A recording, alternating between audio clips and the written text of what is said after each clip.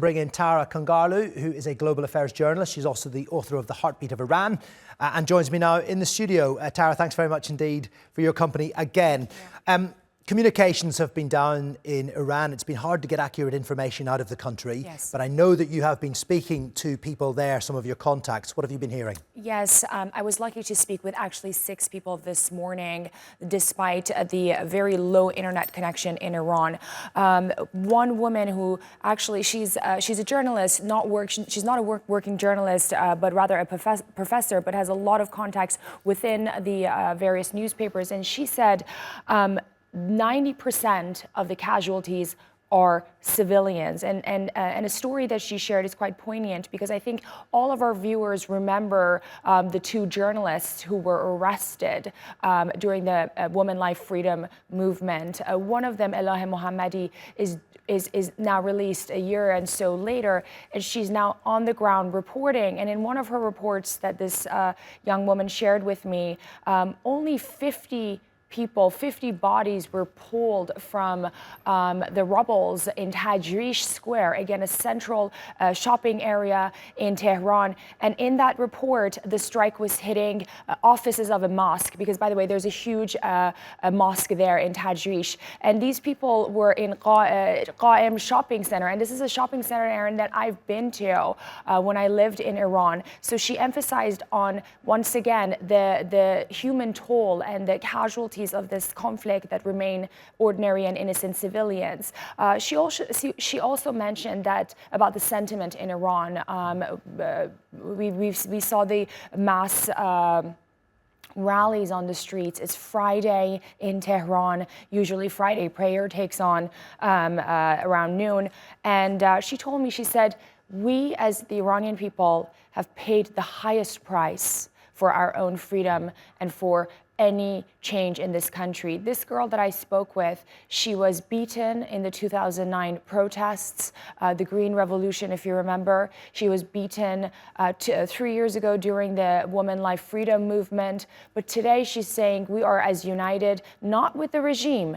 That's the distinction we have to make, but amongst ourselves. 90 million people in Iran are on the edge, and they don't want this war. And they must all be wondering what's going to come next, yes, not just from the United States, but from their own country. Absolutely. She would clearly have issues with Iran's leadership, given what's happened to her in the past, as many Iranians would. Do we know what the layers of leadership are like within the IRGC and the people below Ali Khamenei? Because he has survived and prospered by developing factions and trading them off against one another. So if he were to be toppled, what would come next? Absolutely, and chaos thrives in divided factions and people who are hungry for power. Another person I spoke with, I think this is going to answer some of your question, part of your question rather, was a physician last night. He was going home and he was saying IRGC forces and Basij forces are on the street, not with batons and small, guns or Colts, rather with machine guns, with war weapons, checking cars, wanting to see if, they can find Israeli assets and so on and so forth. He said they were actually surprisingly, oddly cordial. But he said, if Ali Khamenei's regime falls, these people are on the street and they are going to crack down and squash any people-led protests. So he was very concerned about this. The IRGC controls the majority of Iran's finances. The economy is in their hands. The arms are under their control. They're they're quite separate than the military. So the day after, let's say, Khamenei's demise from power, these people are going to be at each other's throat, wanting a piece of Iran, wanting a piece of power. And I think that's what people are worried about most. Well, we've seen demonstrations of support for the Supreme Leader and the IRGC today in a number of cities across Iran, but you have mentioned previously that only 10% or perhaps a little more than that would be largely in support of Iran's current leadership. So there's a 90% of the population are disaffected with it. What would be the ideal solution for them in the future? That's a great question.